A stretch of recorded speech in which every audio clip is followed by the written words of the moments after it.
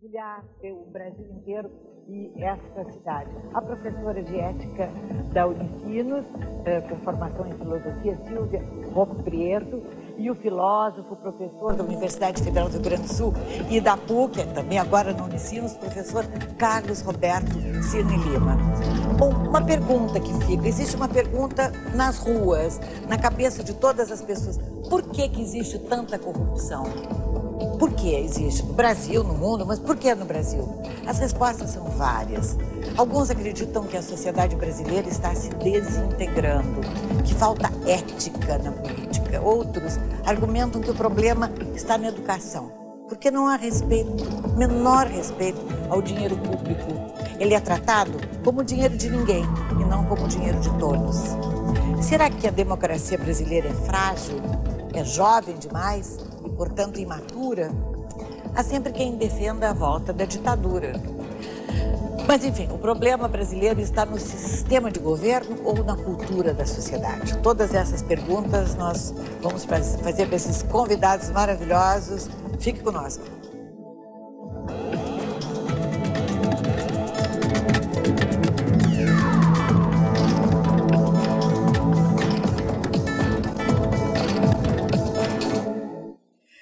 Deixa eu agradecer mais uma vez a presença de todos. Só um crédito que eu não dei à professora Silvia Roprieto, é professora de ética nas organizações, é isso, exato, né, professor? Sim. Faltou dizer. E o professor Carlos Roberto Cirne Lima tem um CD-ROM que está... Acho que já vai sair, né, professor? Acho que sim. Somos otimistas. Em todo caso, vai ser lançado na jornada de Passo Fundo. De Passo Fundo. Mesmo que não seja ainda a edição grande, sim, haverá uma mini edição de no mínimo 1.000, 5.000 exemplares. Dialética para todos. Para todos. Que vai ser lançado lá na jornada. Ainda a Tânia bem. Já organizou e o que a Tânia organiza A Tânia é maravilhosa, sai. Maravilhosa. Bom, professor, deixa eu então começar. Nós há pouco conversávamos sobre o que é corrupção. O Tatata Pimentel estava aqui conosco e ele dizia, bom, a ética do governo é grega, romana ou do Maquiavel? Foi uma sugestão até de pergunta de quem é essa ética, de quem é essa autoria. E eu até começaria perguntando para o senhor, então, o que é a corrupção? Essa sequência de tragédias que nós estamos vendo aí, que nos assustam e que ficamos desesperançados com o país, o que é uma lástima. Bom, eu vou tentar fazer um resumo muito breve de uma coisa que é muito comprida. A corrupção houve sempre. E a palavra corrupção, inclusive, não é grega, é latina. E na Grécia havia corrupção, mas a democracia grega conseguiu reduzir tremendamente o grau de corrupção que havia. A palavra corrupção, essa sim, é termo técnico da filosofia aristotélica e significa morte, a dissolução das coisas. Então, quando há corrupção, em grego, nós temos a morte. É a desintegração. Desintegração. Esse é o sentido da palavra.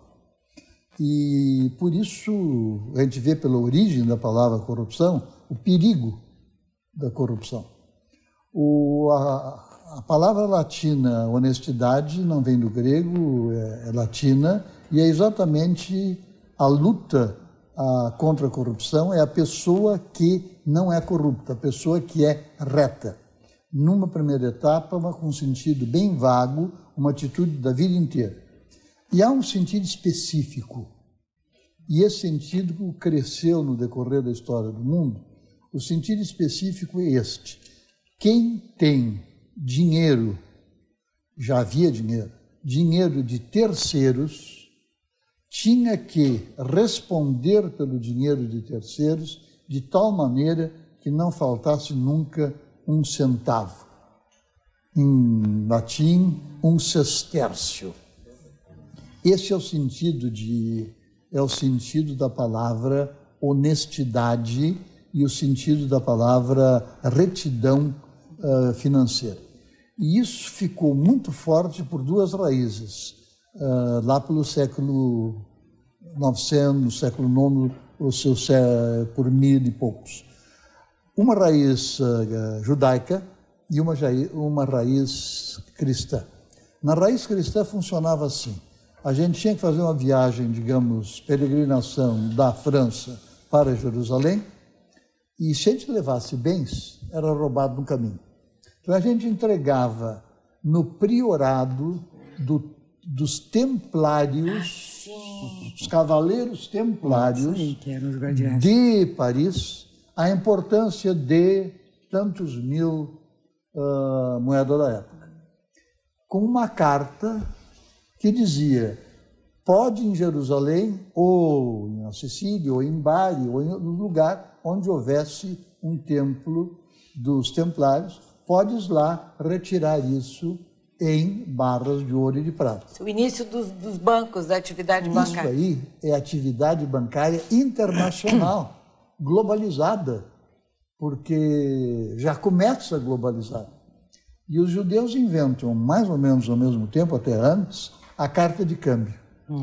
Jacó, paga ao portador desta a importância de tanto, 5.000 shekel, porque ele me entregou mercadorias. E dirigia a carta de Jerusalém para um rabino-chefe em Paris. Mas o homem chegava em Paris e não queria dinheiro, porque ia ser roubado, ele vai para Londres. Então o rabino de Paris escrevia: olha, eu recebi essa carta de Jerusalém, paga ele em Londres. E essa assim chamada carta de crédito teve uma vantagem sobre a montagem cristã, é que cada um que assinava era responsável. Se então o judeu de Paris, porque eram pessoas físicas, quebrasse, ele ia a Londres e buscava o dinheiro em Londres. Então havia uma ética porque, toda... Não, havia uma coisa nova, havia aval e fiança bancária. Isso é a invenção do sistema financeiro, que junto com os templários fizeram um mundo globalizado. Depois do Império Romano, portanto, nós temos um sistema bancário altamente desenvolvido. Mas não foi aí que começou a corrupção. Não, aí nós temos aí o correto. E a corrupção significava agora, como é que ela começa aí? Vamos botar a corrupção lá atrás para não falar de nomes presentes. A corrupção, se agora tu entregas um dinheiro para os templários de Paris e esse dinheiro não aparece, esses templários todos estão condenados à morte. É verdade. Por quê? Porque eles não foram honestos. E honestos o que é? É administrar o dinheiro de terceiros. Vamos continuar, dar continuidade, já voltamos, professor. Professora Silvia Roprieto, Ética das Organizações, a sua matéria. Como é que nós vamos levar as pessoas, tirar a desesperança do povo, dos jovens, etc. Porque quando se faz uma pesquisa, todas as pessoas que têm contatos com os jovens, com alunos, sabem muito bem: estou desiludida, a política é uma desgraça, os políticos são todos... Não são, alguns é que são corruptos. Tem gente muito boa, não é, na política. Como passar essa aula de ética para eles, professora? E para nós agora? Eu acho que eu vou tentar sintetizar, acho que os pontos que talvez mais estimulem ou condensem essa apreensão. Primeiro, eu acho que é preciso trabalhar com a ideia de que o ser humano aprende a ser ético, que é possível aperfeiçoar-se eticamente. Em segundo lugar, trabalhar com a ideia de um contexto de tempo e lugar onde estamos, onde vivemos, e cultura, para entender principais influências e valores que estão sendo a fonte predominante de posicionamento ou de escolha das pessoas. E trabalhar com um senso crítico a respeito disso. Com uma visão muito plural, não se posicionar, vamos dizer assim, preconceituosamente, isto é bom, isto é ruim. Claro. Buscar das diferentes concepções e correntes aquilo que elas nos aportam, com uma apreensão bem abrangente de como é ser ético, de que é necessário para ser ético, e principalmente qual é o papel de uma organização, no caso das organizações, no desenvolvimento da ética. Pois é, há necessidade talvez da gente ampliar essas aulas, não lhe parece, Fernando Schiller? Olha, aliás, Tânia, vivemos nesse momento no Brasil um bom momento para fazer essa discussão, um momento muito didático. Triste, né? Um momento triste. Muito. Tu mesmo acentuaste isso. Mas eu queria colocar algumas rápidas questões. Em primeiro lugar, não acho que a corrupção seja um fenômeno, vamos dizer assim, generalizado, que se possa... É muito perigoso, aliás, na minha visão, que se generalize a ideia da corrupção como sendo uma espécie assim, de componente imanente ou característico ou congênito da política ou da esfera pública ou da convivência humana, da sociabilidade humana. É verdade que a corrupção, como diz o professor, é verdade, a corrupção ela sempre foi um dado, vamos dizer assim. Talvez ela é um pouco o outro lado da moeda da boa transação, vamos dizer assim, daqueles que entregavam, né, o dinheiro a quem era de direito, né, enfim. Mas o fato é que existem modelos políticos que incentivam mais a corrupção do que outros, que controlam mais a corrupção do que outros. Existem partidos políticos que estimulam mais nas suas práticas a corrupção do que outros. Existem sistemas, enfim, que facilitam a corrupção e sistemas que controlam melhor a corrupção, né? O Brasil, a história brasileira, a história política brasileira é marcada por uma tradição política que, aliás, foi originariamente desenvolvida por um filósofo, pensador, um sociólogo chamado Max Weber, que é o que nós chamamos de tradição patrimonialista. O Brasil tem uma tradição patrimonialista na política, que é uma espécie de confusão que o sistema político faz entre o que é patrimônio público e o que é patrimônio privado, né? Nós ainda carecemos do que nós chamamos de uma tradição republicana mais estabelecida, certo? E especialmente no que diz respeito, vamos dizer assim, à relação que nós estabelecemos com a política. Muitas vezes um político, quando chega a um cargo, seja de deputado, seja de governador, seja de presidente, seja de ministro, seja de secretário, ele por alguma razão encara aquela função que ele desempenha, né, como lhe dando acesso a um patrimônio que não é exatamente público, do qual ele pode ter acesso, do qual ele pode misturar, por exemplo, os interesses do seu partido, os interesses da sua família, por isso nós temos o nepotismo, o interesse dos seus amigos ou o seu próprio interesse. Vou dar só um exemplo. Nós temos no Brasil uma instituição chamada emendas parlamentares individuais. Todo deputado federal no Brasil tem direito a 3,5 milhões de reais em emendas parlamentares. Se a gente for fazer eu fiz várias análises sobre isso já, os governos, eles liberam as emendas parlamentares dos deputados de acordo com a lealdade desses deputados a ele, governo, nas votações do Congresso Nacional, certo? Então, por isso, quando no Fernando Henrique, os aliados da base do governo, então, recebiam, né, esses recursos. Agora, nos governos do PT, do presidente Lula, também, os deputados da sua base. Isto, no fundo, é uma espécie de corrupção institucionalizada. O que nós estamos vivendo hoje no Brasil, essa propina, o famoso mensalão, etc., eu brinco sempre, talvez exagerando um pouco, mas para o nosso debate aqui, que é apenas uma extensão na economia informal, vamos dizer assim, de um princípio que já está institucionalizado no Brasil, onde os governos lançam mão do patrimônio público, por exemplo, através dessas emendas, mas isso é só um exemplo, pode ser cargos estatais, pode ser cargos públicos, pode ser verbas que são distribuídas politicamente para alcançar adesão e lealdade política de congressistas da base do Congresso Nacional, né? E acho que o Estado brasileiro é muito permeável à corrupção. Nós temos mais de 20 mil, em torno hoje de 22, 23 mil cargos comissionados de livre nomeação política na estrutura do Estado brasileiro. É muita coisa, é muita as estatais, gente. Quer dizer, os Correios, a Eletrobras, a Petrobras, elas são administradas em grande medida, são permeáveis a militantes políticos sem qualificação técnica, sem uma estrutura meritocrática de ascensão na sua estrutura dirigente, e isso evidentemente incentiva a corrupção. Por que um Severino Cavalcante, por que um Roberto Jefferson, por que um José Dirceu, por que um Genuíno Neto, por que um Delúbio Soares, por que um Silvio Pereira? Poderia dar nomes de todos os partidos, eu não quero especificar, evidentemente que nós estamos vendo um problema muito mais grave neste governo. Nomeiam um diretor técnico numa área dos Correios, um diretor técnico do Instituto de Resseguros, um diretor técnico de uma área técnica da Petrobras. O que essas pessoas esperam em troca de retribuição dessas nomeações que fazem? Neste governo se expandiu em 3.300 o número de DAS, que são cargos de livre nomeação, através de 13 medidas provisórias. Então nós estamos expandindo, vamos dizer assim, a permeabilidade política do Estado brasileiro, que é exatamente o espaço institucional onde a corrupção se desenvolve. Sim. Eu tenho temor até de uma pergunta, mas é um pensamento que me surge. Será que não existe muito poder no Estado? Não, eu acho que não existe poder no Estado. Eu concordo com tudo o que o Fernando acaba de dizer. Agora, ele nos deu um quadro muito grande e eu acho que todos nós estamos de acordo, e também os espectadores todos estão de acordo com o que ele disse. A pergunta primeira que tu disseste é se o Brasil tem solução. Tem. Porque essa corrupção vem lá do Império Romano. Nas cartas de Cícero, tem uma carta que pergunta com quantos sestércios a gente pode comprar um senador romano. Então, já naquela época, a gente tinha um preço em sestércios de um senador do Império Romano.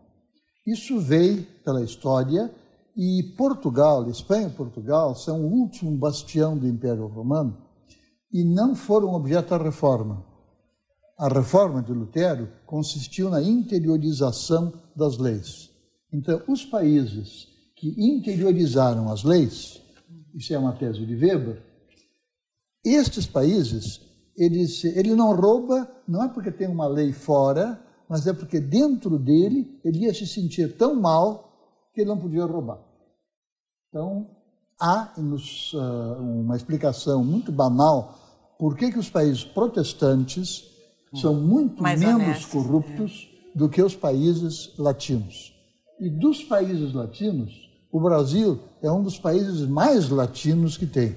Na Europa, a Itália é o país mais latino. Aliás, a corrupção existia na Ásia também. A China era extremamente corrupta.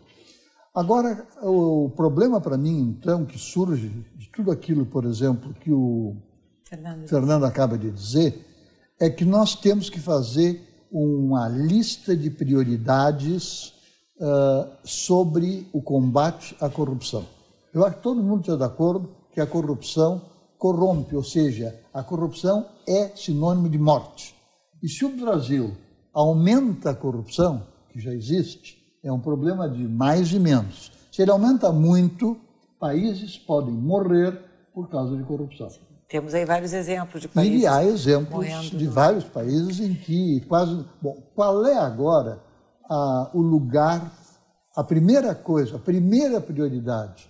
Geralmente nós não entendemos assim. Nós temos, eu vou botar apenas no começo, 3 prioridades. A primeira, uma coisa negativa, falaram em ditadura. Bom, ditadura não resolve o problema da corrupção. Pelo contrário, a ditadura corrompe os ditadores. E nós, no Brasil, temos uma experiência recente de que militares com as melhores intenções, como Castelo Branco, instalam um sistema de ditadura com a ideia, no início sadia, de sanear, limpar, tornar honesto o país, e no fim de 10 anos haver uma corrupção não tão grande, mas quase tão grande como a de hoje. Ou seja, o próprio militar foi corrompido pelo poder. Então, ditadura não é solução. Nós temos uma democracia. A democracia pode fugir da corrupção? Pode. Eu vou deixar e aí vem a prioridade. Mais fácil. Eu posso lhe interromper agora? Pode, claro. Essa frase eu acho... Não, eu devo, me perdoe, professor, mas essa frase, fica essa pergunta para que as pessoas reflitam um pouco enquanto a gente faz um breve intervalo. O Henrique nos ligou e ele disse que aprendeu ética seguinte, ele vota, anula o seu voto, que esse é a sua ética. E aí já nos leva a pensar outras coisas. Estados Unidos, o voto, que tem uma Constituição, dizem que quase perfeita, diferente completamente, o voto é facultativo. Então, quem sabe, nós é que vivemos em função da política. O povo americano não liga muito, né? Cada 2 anos a gente tem que votar, tem que trocar, tem que não sei o quê. Maravilhoso, eu adoro votar, passei anos lutando para votar e conseguimos, finalmente, felizmente. Mas, enfim, continuamos daqui a pouco esse assunto muito interessante. E você transmita aos seus filhos tudo isso que nós estamos falando aqui, porque as crianças precisam aprender e não ter esses exemplos que estão tendo agora. Já voltamos. Do Schiller, Silvia Prieto, Carlos Roberto Cirne Lima, programa que eu tenho certeza que vai ficar aí na história. A gente podia mandar uma cópia para Brasília desse, eu acho uma boa ideia, você não acha, professor? Foi uma boa ideia. Isso é uma boa ideia. Mostrar Distribuir. isso no Congresso. Distribuir, mandar o seu CD Dialética para Todos também. Isso Seu irá. CD ROM, Isso irá. Isso irá, com certeza irá. Aí já completa.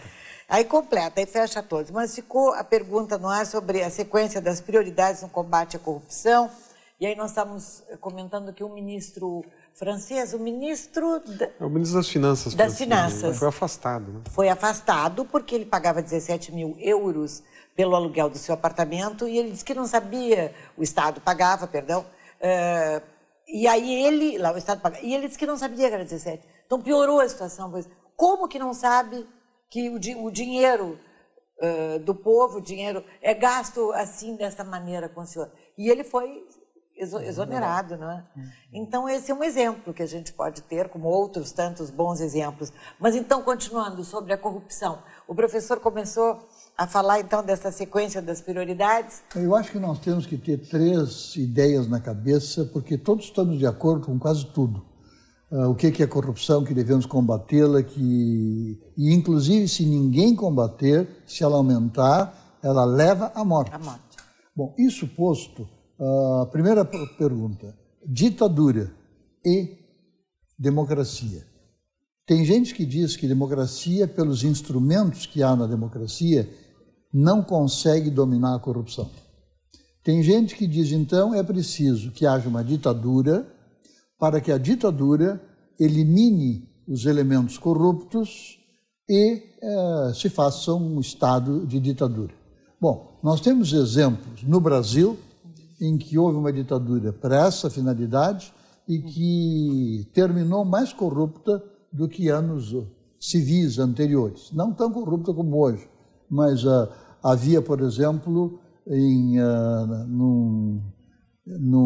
pessoas que faziam uma ponte safena e diziam que tinham que pagar comissão para o ministro de Transportes.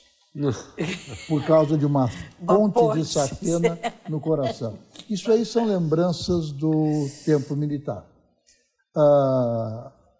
O caso de Roma, inclusive, Roma provavelmente caiu por causa da corrupção. O caso da Rússia é um caso que não se sabe ainda exato, mas provavelmente a corrupção teve grande influência no colapso da Rússia, que não foi vencida por nenhum inimigo externo, e sim por problemas internos, e um deles certamente foi a corrupção. Onde há ditadura, há corrupção. Posso dar isso? Existem vários exemplos. Eu estive recentemente na África, analisando o sistema político africano, no caso foi num país, em Angola, né? E lá vem uma ditadura de 30 anos. Por exemplo, uma das características das ditaduras é que os orçamentos não são públicos. Né? Os orçamentos, não há transparência, então não há nenhum controle orçamentário. Por exemplo, a contração de empréstimos internacionais não é, obviamente, aprovada por um parlamento numa ditadura, certo? Não é. Quer dizer, então você tem toda a gestão econômica, financeira do Estado, a contração de empréstimos, o erário público, isso tudo é uma caixa preta numa ditadura. E, obviamente, como dizia Lord Acton, né, todo poder corrompe, mas todo poder absoluto corrompe absolutamente. Isso é uma frase extraordinária, válida da política. Quanto mais se concentra poder, né? Como eu disse, no Estado brasileiro hoje, o presidente da República ele assume, ele nomeia 23 mil pessoas. Evidentemente que ele conhece 400 dessas 23 mil pessoas. Quer dizer, é um Estado permeável a esta irrupção que eu chamo patrimonialista, tomando o conceito do Weber, certo? Aonde pessoas, vamos dizer, ocupam o aparelho de Estado sem terem, vamos dizer assim, a qualificação para isso, sem terem propósito disso, sem ter afinidade programática para isso. Acho que o Brasil é um país que não fez a reforma do Estado. Nós não fizemos a reforma do Estado. Nós não temos o que existem em muitos países, que são carreiras de Estado solidamente definidas. Por exemplo, nós vemos muito pouca corrupção dentro do Exército brasileiro, por exemplo. Nós vemos pouca corrupção no nosso serviço diplomático, por exemplo. Nas carreiras de Estado, nas carreiras típicas de Estado, onde para um funcionário que recebe um bom salário, certo? Que tem uma progressão de carreira, que tem a segurança de uma boa aposentadoria, que tem, portanto, a valorização que o Estado dá, que é correspondente ao valor que tem esta sua carreira, esta sua função para o Estado, para o trabalho de Estado, você tem mecanismos de proteção, certo? Acho que nós temos uma malha estatal ainda muito ampla, nós temos que privatizar mais no Brasil, nós temos que enfrentar esta questão no Brasil. Quanto mais entidades estatais, empresas estatais cumprindo funções que a iniciativa privada poderia cumprir, ou que o terceiro setor poderia cumprir, ou que as fundações poderiam cumprir, menos corrupção nós vamos ter, evidentemente, né? Menos cargos de livre nomeação, menos esse tipo de instrumento de moeda de barganha política, onde o Estado, onde o governo, né, troca cargos, troca patrimônio do Estado por lealdade política, né? Acho que hoje no Brasil há uma confusão muito grande entre partido e Estado. Eu via nessa nossa crise agora, por exemplo, essas duas figuras, o Silvio Pereira e o Delúbio Soares, o tesoureiro e o secretário-geral do PT, que negociavam cargos dentro do governo. Ora, essas pessoas não poderiam negociar cargos no governo. Elas não têm função de governo, elas não são ministros, não são secretários, não são assessores do governo, elas são membros de um partido político, que é uma entidade privada, e negociam funções públicas no interesse de quem? Do seu partido. Quer dizer, isso é uma corrupção da estrutura da política, certo? Do próprio modo de fazer política e uma ruptura com esse conceito elementar da República. Mas essa corrupção já está, eu acho que inserida dentro de uma espécie de aceitação tácita na nossa educação. Será? Os nossos jovens não sabem distinguir. Em muitas situações não sabem distinguir. E não dão importância para essa distinção. Não discutem a questão da honestidade. A visão é tida em cima do interesse e do resultado para esse interesse. Então, eu acho que é preciso, sim, instituições democráticas, é preciso, sim, algumas prioridades ou algumas estratégias e reformas, mas eu acho que nós não podemos descuidar também do processo educacional, porque a nossa juventude está cada vez mais numa perplexidade tão grande e uma completa indefinição a respeito de valores. Precisamos clonar os três aqui e distribuir pelas escolas. Eu sei que tem tanta gente boa, maravilhosa, professores bem intencionados, mas por exemplo, algum dos senhores, a senhora aceitaria um cargo político ou ser candidato a alguma coisa, professor? Eu não. Não. Por hora, evidentemente não. Isso é um outro detalhe, não falo nem por mim, talvez nem por nenhum de nós aqui no debate, mas o Estado brasileiro, há um certo paradoxo nisso, né? Ele remunera muito mal as funções dirigentes. Há uma certa ilusão no Brasil, uma mística no Brasil, que aqueles que ocupam funções públicas no Brasil ganham muito dinheiro. Isso não é verdade. Ganham algumas sinecuras. Por que não existe? Talvez por aí entre a corrupção, porque ganham muito pouco, como na polícia. Eu diria que isso é também uma condição, mas não é o essencial. Não é o essencial, evidentemente. Claro que não. Mas, evidentemente, por exemplo, os deputados federais no Brasil, por exemplo, eles têm um salário que, se não me engano, hoje não passa de, se não me engano, em torno de R$12 mil. Então, mas eles têm uma porção de outras vantagens. Agora, eles criam uma série de outras vantagens. Tantas vantagens que não Uma série de outras vantagens que já identificam o famoso jeitinho brasileiro, um famoso jeitinho tropical, a famosa ideia de você driblar de alguma maneira a República e a lei. Então, quando eles se dirigem à opinião pública, dizem, nós ganhamos isso. Na verdade, não ganham isso, ganham outro. Né? Ou seja, isso é uma forma de nós aceitarmos o princípio de corrupção da forma de fazer política. Exatamente. Né? Diga, professor. Eu concordo com tudo que foi dito, mas queria acentuar o que eu chamei de prioridades. A prioridade dita pela Sílvia é evidente. Nós temos que, de saída, lá embaixo, educar para a honestidade. Por quê? Porque as nossas origens políticas estão no Império Romano. O Império Romano, talvez, provavelmente, foi a breca por causa da corrupção. A corrupção perpassa séculos. E em Portugal e na Espanha, a corrupção era gigantesca. De sorte que, quando o Brasil foi fundado, o Brasil foi fundado já com uma estrutura corrupta, patrimonialista, de tal maneira que não se distingue o que é meu, o que é do Estado.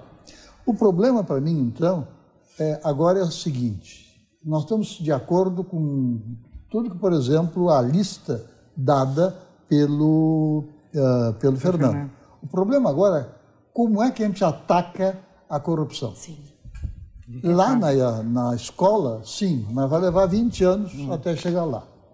Então, o que eu acho que tem que ser dito e que pouca gente percebe e que eu vejo um enorme progresso no Brasil, no combate contra a corrupção, prioridade número 1 para combater corrupção numa democracia: imprensa e televisão livres.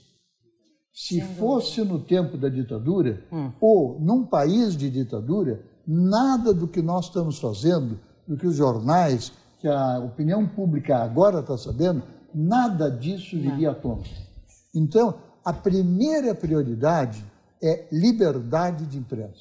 Não é fazer uma reforma, lei sobre reformar coisas políticas. Nós temos tantas que nós temos que abolir algumas, porque tem tanta que não dá para cumprir. Agora, tem uma lei que é a primeira, na minha opinião, a primeira prioridade. A liberdade de imprensa tem que continuar. Essa é a primeira. Enquanto a liberdade da imprensa continuar, o governo nunca, os malandros do governo, nunca vão estar seguros que na seguinte semana não aparecerão em página inteira com as malandragens e roubalheira que eles fizeram. E nós tivemos toda a ditadura sem liberdade de imprensa. E essas alianças, agora eu estava falando, não sei se Maquiavel, no Príncipe, falava ou dava alguma receita de alianças políticas. Que coisa mais maquiavélica do que essas alianças políticas, todas elas com interesses embaixo do pano. Então, e as pessoas trocam de partido a todo instante. Também tem que ter liberdade, lógico, mas troca-se por interesse. Qual é o partido que vai me dar o quê? Então, este pensamento político menor, baixo, como a gente muda isso? Olha, Maquiavel não disse isso. Não disse isso? Não. Mas nem precisou também, né? Porque esse tipo de aliança já vem, como o senhor falou há pouco, no Império Romano, os senadores entre si, com a vida de Cícero. Olha, há alguns elementos. Então nós temos isso aí. Eu falo as coisas maquiavélicas, professor. Talvez ele não tenha citado alianças no Príncipe, mas eu acho que é uma estratégia o espírito que ajuda, né, ao poder, né? Mas o problema dele era mais o poder. O exercício do poder. O exercício do poder, exatamente. Nessa linha da discussão das reformas, né? Por exemplo, o Congresso Nacional Brasileiro, nós temos 513 deputados, para um país que tem 180 milhões de habitantes. Os Estados Unidos têm uma população de 280 milhões de habitantes, 100 milhões a mais, em uma Câmara de Deputados com 435 deputados, tá certo? Quer dizer, o que eu pergunto? Por que nós temos este tamanho de sistema político, certo? Nós não temos nenhuma regra de fidelidade partidária no Brasil, certo? Nós temos o Sérgio Abrantes, que é um cientista político muito conhecido na tradição brasileira, desenvolveu um conceito que me parece muito interessante, que é o chamado presidencialismo de coalizão. O que é presidencialismo de coalizão? O fato de que um presidente no Brasil se elege com o seu partido tendo minoria na Câmara, no Congresso Nacional, Câmara e no Senado, e para governar ele precisa da maioria. E para compor a maioria ele tem duas maneiras, duas estratégias. Ou ele faz uma maioria programática e faz um governo de coalizão, certo? Compõe em cima de programa e governo, ou ele trabalha no que a gente chama de varejo da política através da via fisiológica, né? Das emendas parlamentares, das distribuições de cargos no segundo escalão, terceiro escalão e assim por diante, e as emendas parlamentares, e eventualmente o mensalão, eventualmente a propina, eventualmente coisas piores. Tá certo? Eu acho, a minha impressão, o atual governo ele expandiu o número de ministérios, ele foi a 35 ministérios, ele tem 9 partidos na base, 80% das funções importantes do governo são preenchidas pelo PT, que é o partido do presidente da República, mas ele negociou, especialmente com os partidos que se dão, vamos dizer assim, esta forma de fazer política mais que a gente chama de fisiológica, que basicamente é o PTB nacional, é o PL nacional, é o PP nacional. Isto não é o que digo, isso é a imprensa brasileira inteira que diz, está certo? Né? E o governo optou por fazer a negociação e compor a sua maioria estrategicamente no Congresso Nacional através desses instrumentos. Quer dizer, o fenômeno que nós estamos vivendo hoje no Brasil é o resultado deste processo de composição, de uma maneira de composição de maioria política na Câmara, muito especialmente, mais do que no Senado. E o governo optou, fez uma opção política por fazer esse tipo de estratagema político que traz a consequência. A consequência é uma elevação do grau da corrupção no país. Não acho que o que nós estamos vivendo hoje foi o que nós sempre vivemos. Nós temos que nos ater aos fatos, na minha opinião, ter uma visão pragmática e empírica da realidade. O que nós estamos vivendo hoje, o país não viveu nos últimos 15 anos. Não dá para a gente dizer assim, não, sempre foi assim, significa em todos os outros governos isso foi assim. Não foi assim. Nós estamos vivendo uma elevação do patamar da corrupção no país. Isso acontece, é claramente verificável. Por quê? Porque se fez essa estratégia de construção de base de governo no Congresso Nacional através dos instrumentos fisiológicos. Houve uma exacerbação disso, né, a partir dos dados que eu coloquei aqui. E 1 minuto só, voltamos, ficha 1 para o senhor na volta. Ok, professor? Não. 1 minuto só, continue com nós. Eu discordo.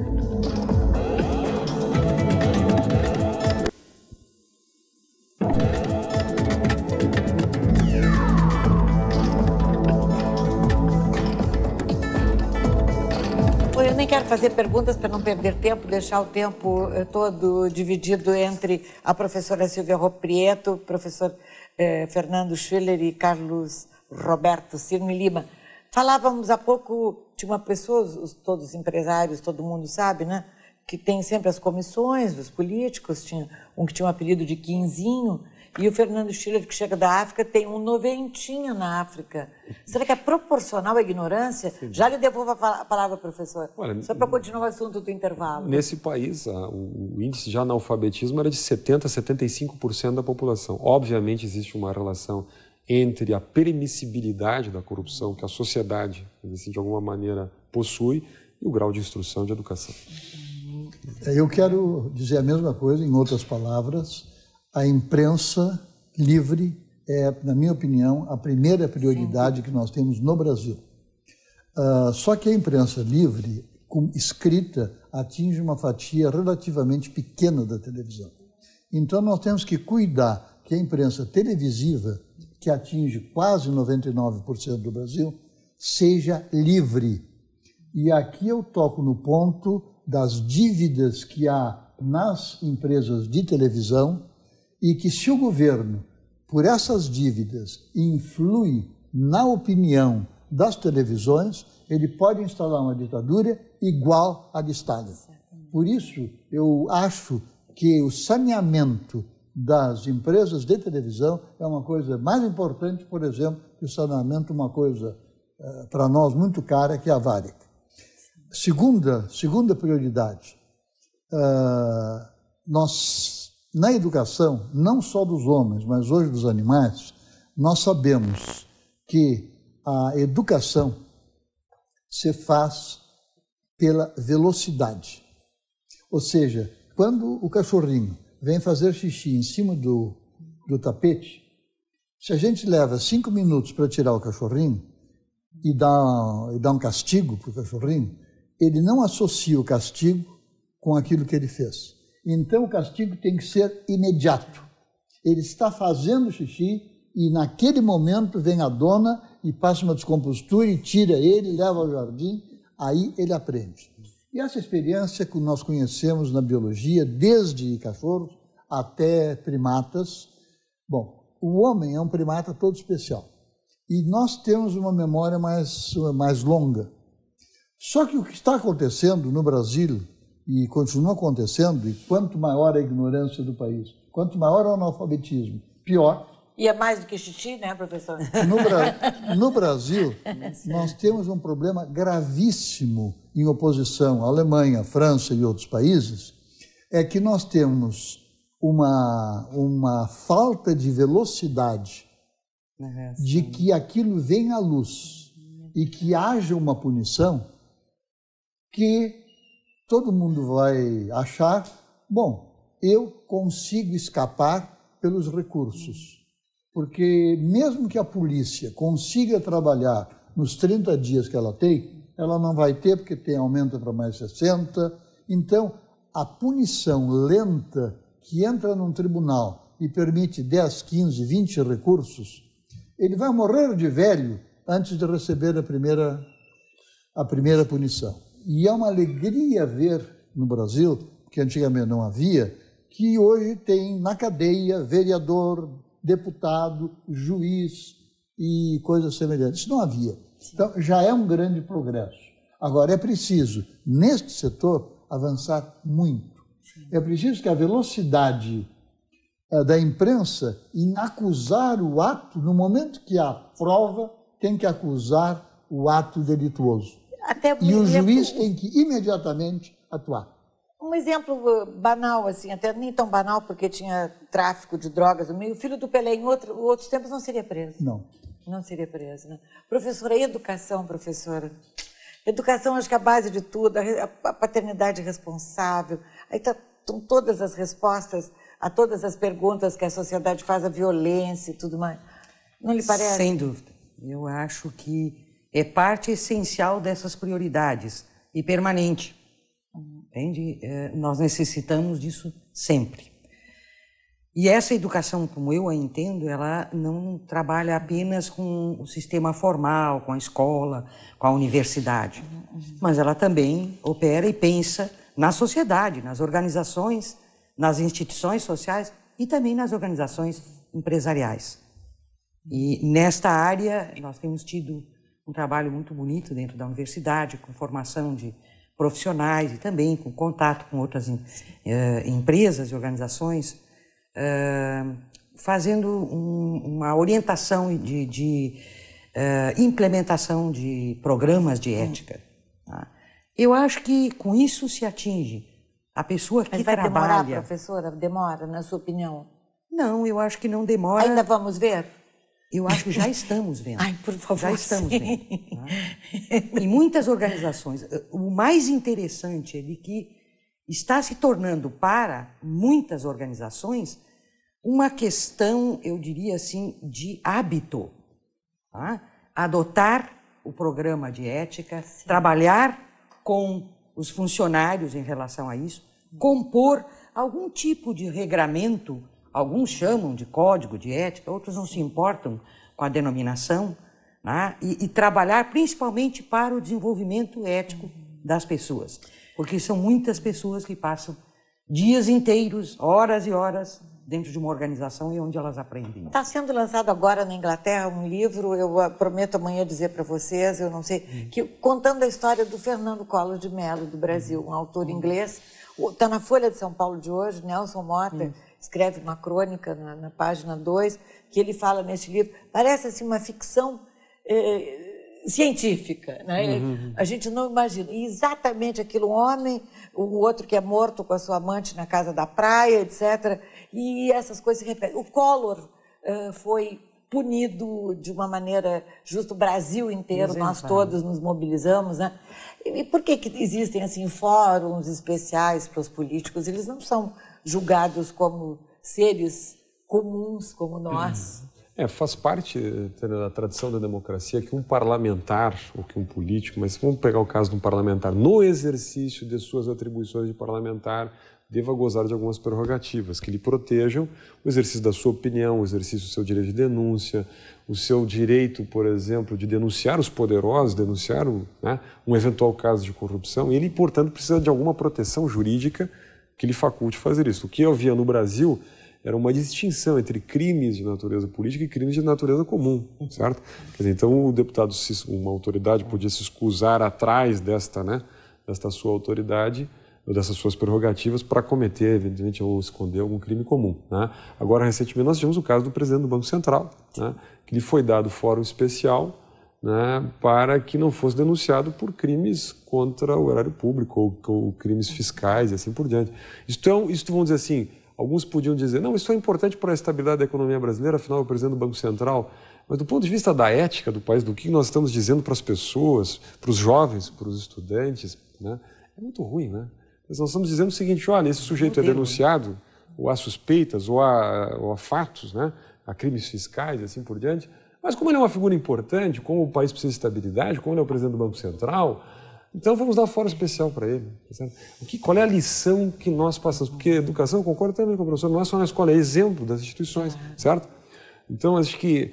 E eu queria só deixar um testemunho aqui, porque eu trabalho com ciência política, eu acho que não é todo o sistema político que está corrompido no país, né? Acho que existem nichos de corrupção e estruturas institucionais que precisam ser corrigidas. E a gente tem que ter um pouco a paciência de pensar que instituições são essas, o que a gente precisa corrigir. Porque a gente pega, por exemplo, na Câmara de Vereadores de Porto Alegre, na Assembleia Legislativa do Rio Grande do Sul, a bancada federal do Rio Grande do Sul, há deputados de excelente qualidade, há vereadores de excelente qualidade, nosso governo do Estado, goste ou não goste, você não vê casos de... Né? Ou seja, eu acho que há estruturas em muitos estados, em muitos partidos, em todos os lugares do país, pessoas sérias. Há um terceiro setor crescendo no Brasil, há institutos hoje que discutem cidadania, democracia, a transparência no Brasil, que eu acho que faz um trabalho extraordinário de fiscalização, de controles.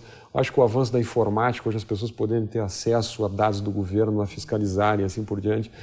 Imprensa, mas com condições, por exemplo, hoje quando o marinho dos Correios ele é fotografado recebendo um recurso, é porque existe uma estrutura tecnológica, hoje, né, existem as escutas, existe uma estrutura que oferece transparência à sociedade, muitas vezes, inclusive privando da privacidade. Né? Isso são paradoxos que a gente vai ter que enfrentar, até que ponto a sociedade admite isso. Né? Mas, enfim, eu vejo isso tudo com otimismo, porque nos permite estar aqui num programa desse discutindo, nos permite discutir e ser um pouco mais intolerantes com o problema da corrupção. Realmente sermos um pouco mais intolerantes. A gente não usar tantas desculpas instrumentais ou estratégicas ou táticas como essa que foi utilizada no caso do presidente do Banco Central para justificar desvios de conduta ética. Eu gosto muito da expressão em inglês, the right before the good. O que é certo vem antes do que é bom. Né? Isto é república. República é quando as estruturas de direito, ou seja, aquilo que é certo, vem antes daquilo que é bom, por alguma razão, seja privada ou mesmo seja no público. Diga, professora. Eu estava pensando que privilégio das pessoas que estão assistindo os senhores aqui. Eu fico muito orgulhosa da TV Com e da concepção deste programa da Lílica Chagas. Eu me orgulho muito de estar aqui junto. Muito obrigado. Eu disse que achava que devíamos fazer prioridades, eu teria 3. A primeira, a liberdade da imprensa. Nós já falamos sobre a liberdade da imprensa e o perigo que nós temos das empresas televisivas que estão endividadas e que não podem ser postas sob pressão, sob pena de nós cairmos numa ditadura. O segundo ponto que nós tratamos, eu quero trazer agora o terceiro ponto, senão o tempo escapa. O terceiro ponto que eu ainda não falei, que nós tratamos, foi mencionado brevemente pelo Schiller, é a transparência. Nunca houve, na história da humanidade, a possibilidade de dar transparência a todos os atos. Não só pela imprensa, nós podemos ter transparência pela televisão de qualquer despesa do governo. Existe já no governo uma lista de todas as despesas. E há prefeituras aqui no Rio Grande do Sul que cada mês põem num quadro negro toda a despesa feita pelo prefeito. Quer dizer, de tal maneira que o povo inteiro esteja controlando aquilo que está acontecendo. E aí dele que saia dali daquele... vai preso. E quem sai daquele esquema vai preso. Então, as minhas 3 prioridades. Primeiro, liberdade de imprensa, sem a qual não podemos fazer nada. Segundo, nós temos que ter uma punição rápida, o que significa uma reforma do judiciário. Terceiro, nós temos que ter transparência. E eu vou acrescentar, face ao que 2 vezes o Fernando disse, uma quarta coisa que eu não sei agora, uma quarta prioridade, que eu não sei em termos políticos em que lugar colocar exato. Nós não temos partidos políticos. E, como ele disse, quem é eleito com um partido minoritário precisa agora fazer coalizões para poder governar. Em qualquer país mais civilizado que o nosso, principalmente nos países anglo-saxões, que tenham a ética protestante, essas coalizões são feitas pela ideologia do partido. Então, não vai haver uma aliança da extrema-esquerda com a extrema-direita. Por quê? Porque é por ideologia. E no Brasil, o que está agora acontecendo, aconteceu já no governo Fernando Henrique. O Collor não deu bola para o Congresso e por isso foi derrubado também com tanta rapidez. O Fernando Henrique já começou a fazer alianças, no mínimo, suspeitas. E o PT agora chegou ao auge. O PT faz alianças de extrema esquerda com extrema direita, faz alianças das pessoas que sempre pregaram a pureza, a honestidade, com as pessoas mais corruptas do Brasil. Bom, isso é uma coisa que não dá certo.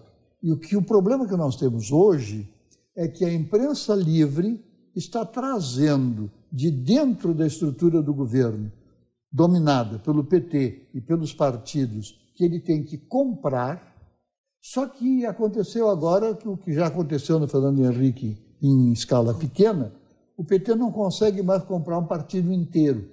Porque o pessoal descobriu que é melhor comprar um por um. E na hora que ele tem que comprar um por um, surge então o seguinte problema, tem que roubar mais ainda do povo para pagar um por um. Bom, aí eu diria, mais transparência e enorme velocidade de corrupção.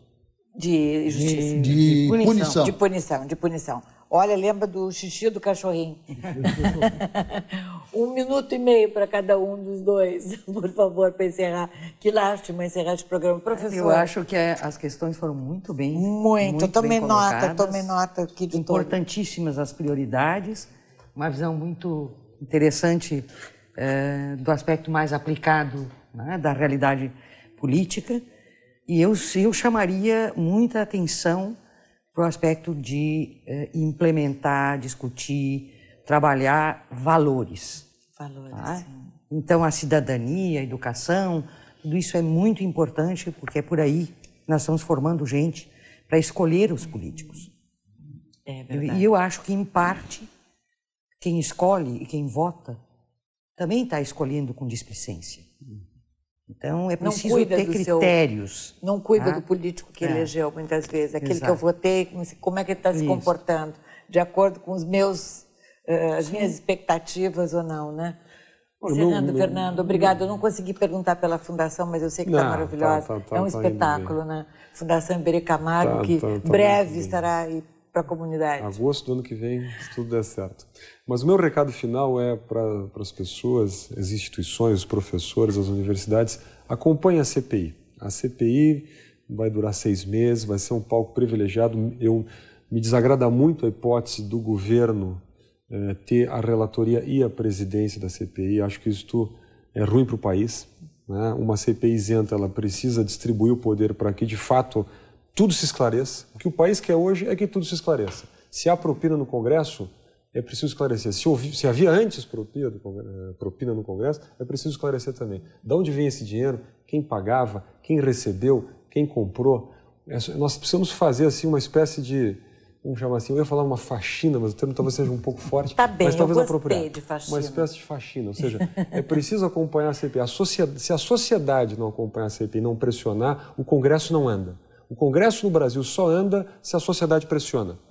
O aumento dos deputados só foi barrado porque houve uma mobilização nacional. A MP 232, aquela que ia aumentar lá a contribuição sobre o serviço, só foi barrado porque houve uma mobilização nacional. A questão Collor só foi adiante porque houve uma mobilização nacional. Agora vai ser a mesma questão. Então, acho que nas universidades se fazerem fóruns de análise, de debates, discussões sobre a CPI, como isto anda, etc.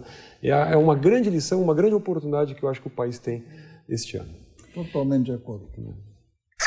Obrigada, queridos. E olha, esse programa reprisa sempre na manhã seguinte. Avise a todos que assistam. Põe as crianças na sala. Isso.